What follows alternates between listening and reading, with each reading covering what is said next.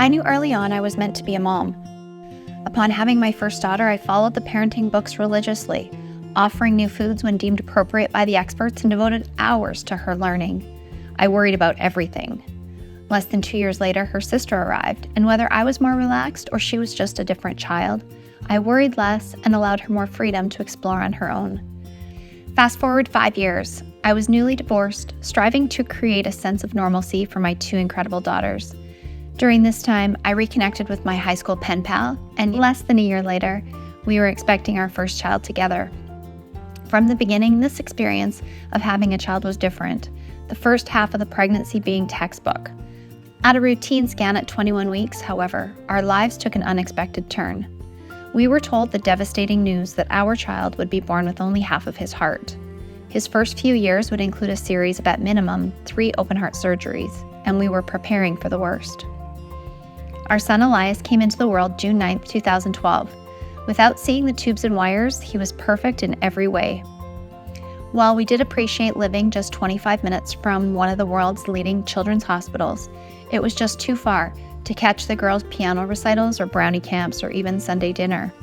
We were a family divided under the most stressful of circumstances.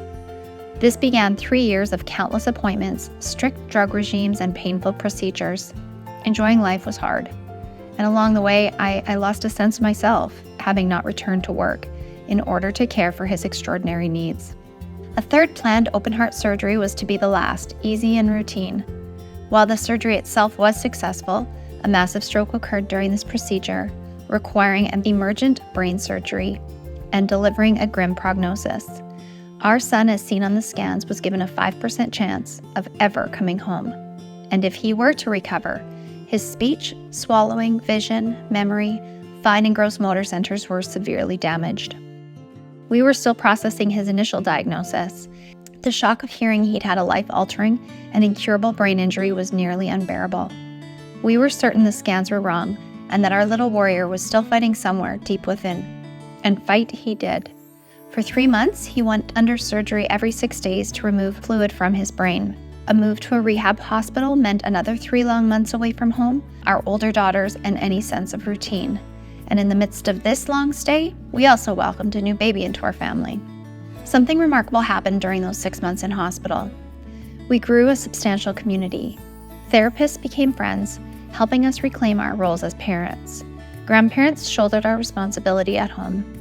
The school team made sure that the girls had money for hot dog day, and our freezer was always stocked with meals from strangers who wanted to do something, anything, to make our lives a bit easier. We decided to write our own outcome. This could become a story of unwavering determination and resilience. Day by day, we saw slight improvements in our son's abilities and our own spirits. He transitioned from a wheelchair to a walker. We enrolled him in preschool where he made friends with able-bodied peers who learned to be friends with someone with unique challenges. We signed him up for beavers and swimming lessons, and our new normal gradually took shape. As the years passed, our son has continued to make remarkable progress. He enjoys sports, Lego, acting, and all things related to cars. He's extremely social and he loves a good joke. While he continues to need frequent surgeries, he has learned to advocate for himself and actively participates in his own care.